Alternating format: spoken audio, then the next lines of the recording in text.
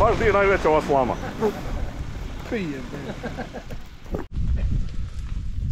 Pozdrav narode, dobrodošli na moj kanal.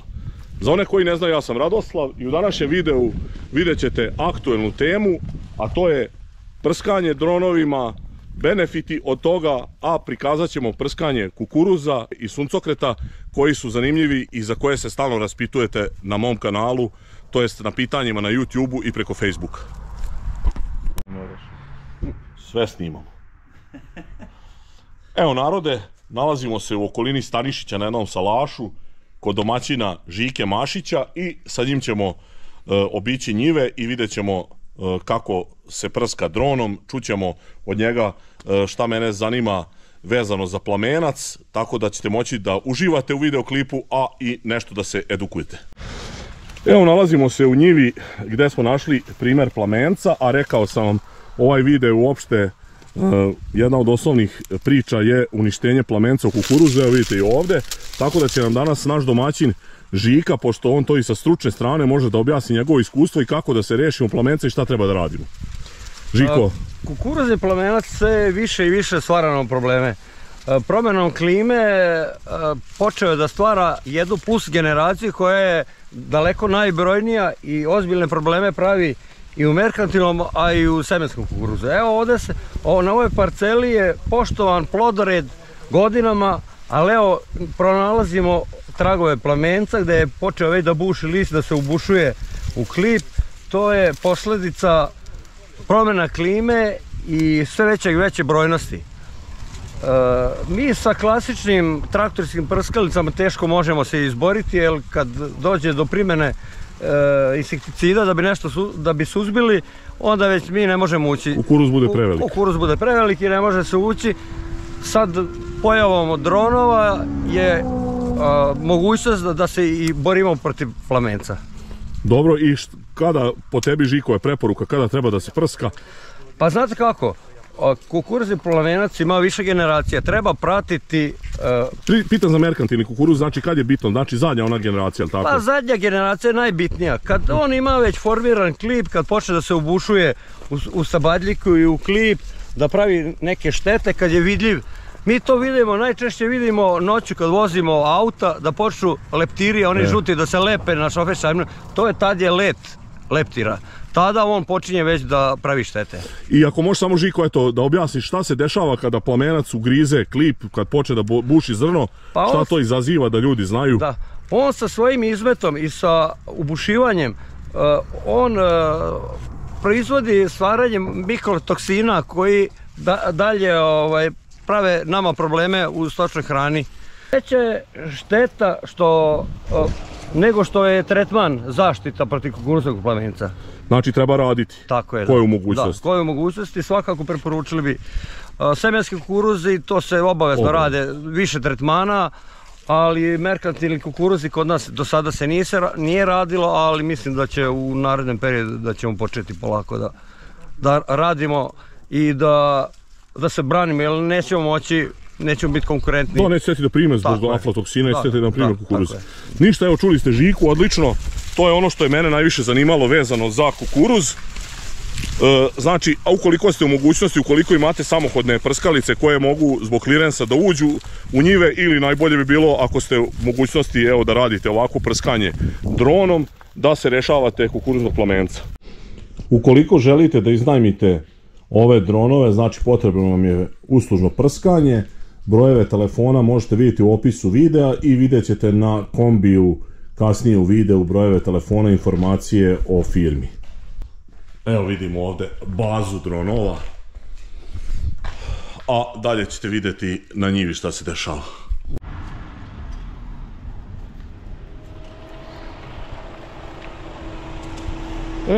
Evo stiže nam oprema sa kojom ćemo da obavimo ovu operaciju planiranu za danas. Hoćemo otvoriti tamo? Da vidimo. Pošto ovdje ono beži od nas. On ide u lad da se parkira. Ne znam. Možda će tamo da vode sipa. Ima vode. Zdravo, zdravo. Radoslav. Ajde otvaraj, ko će otvoriti? Da vidim šta ste doneli.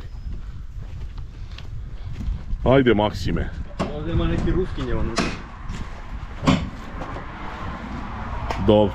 Znači danas koristimo ovaj jedan dron, vidite ovdje ova posuda u kojoj će se mešati hemija i tu je agregat i baterije rezervne ako bude trebalo da se dopunjava. Uglavnom to je to. Nalazim se u Stanišiću kod mog drugara Žike Mašića, naše kolege poljoprivrednika. On već ima iskustva u prskanju dronom, to jest iznajmljuje, to jest uzima firmu, plaća usluge koje mu dronom prskaju njegove useve, tako da ćemo sada čuti malo tu nešto vezano za tu temu od ljudi koji predstavljaju tu firmu. Možemo da čujemo prvo kako se zove firma i šta vi sve radite. Poštovanje svim gledalcima, ja sam Dario Ače iz Sombora.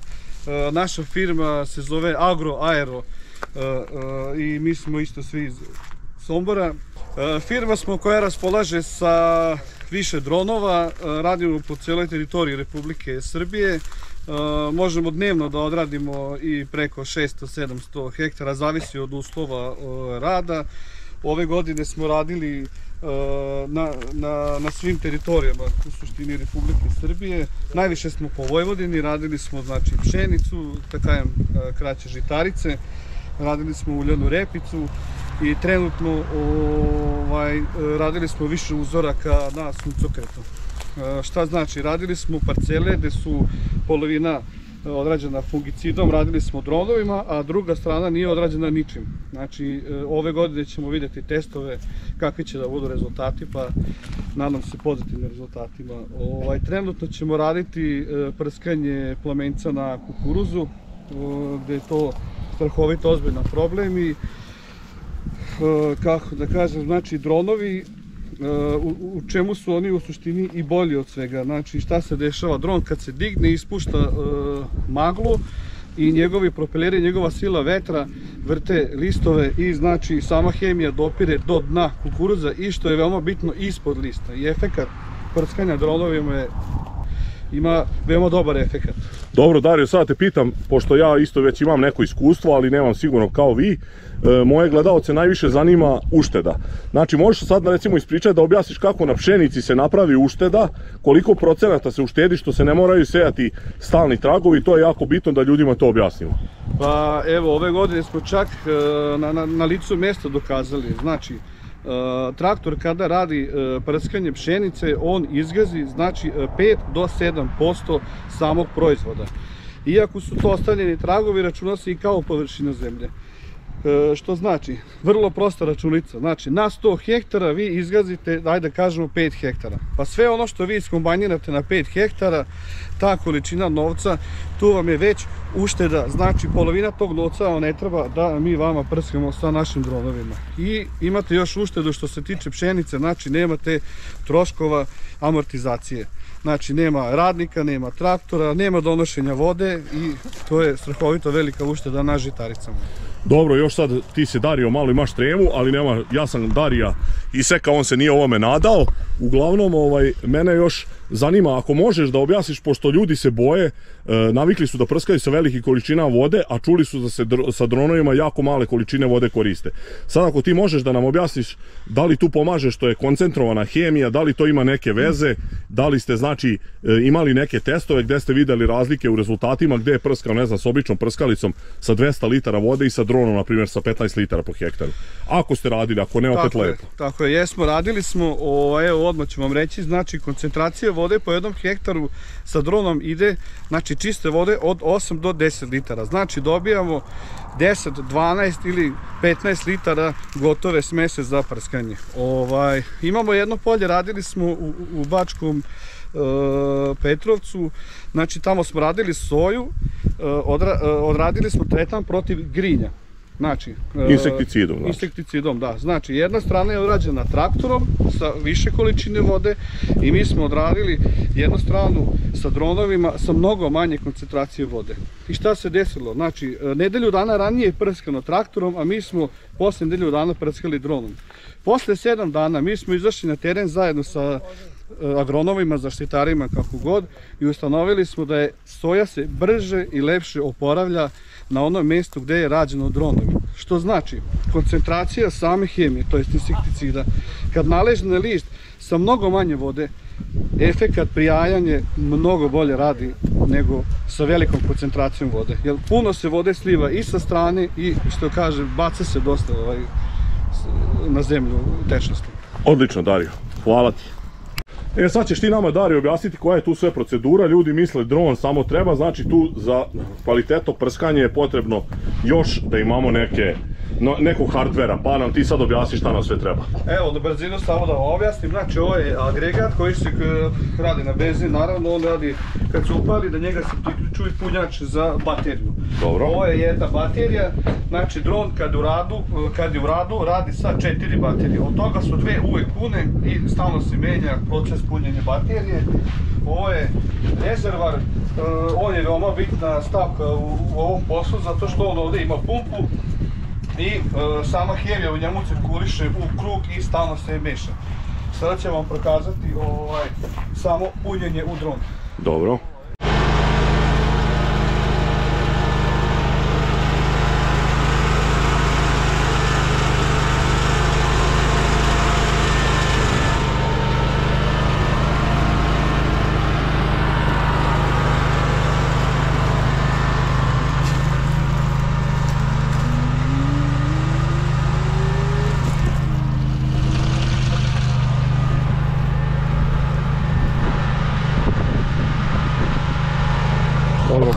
Sada ćete vidjeti ovaj dron u radu, znači oprskat ćemo ove kukuruze od plamenca insekticidom.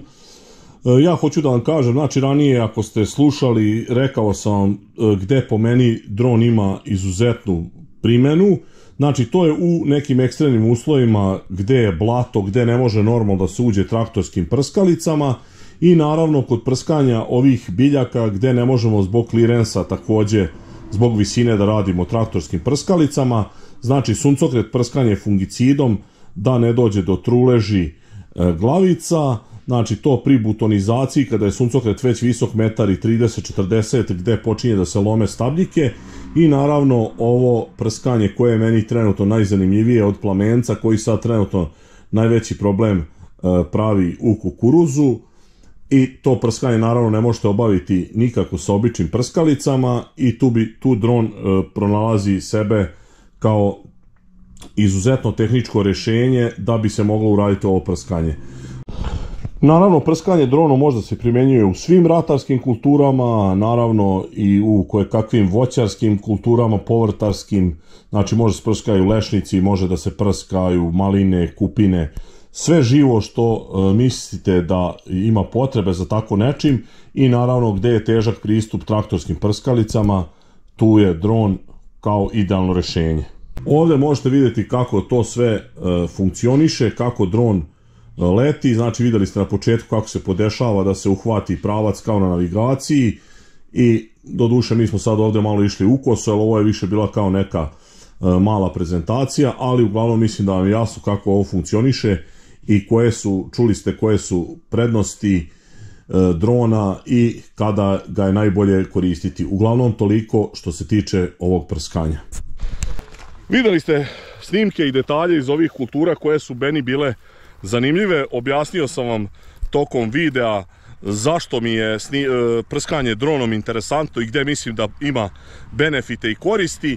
Još jednom zahvaljujem firmi Agroaero što su pristali da nam ispričaju svoju priču, što su hteli ljudi da nam prikažu na licu mesta prskanje dronom. Naravno zahvaljujem se mom domaćinu Žiki Mašiću i nadam se da vam je ovaj video bio zanimljiv i edukativan.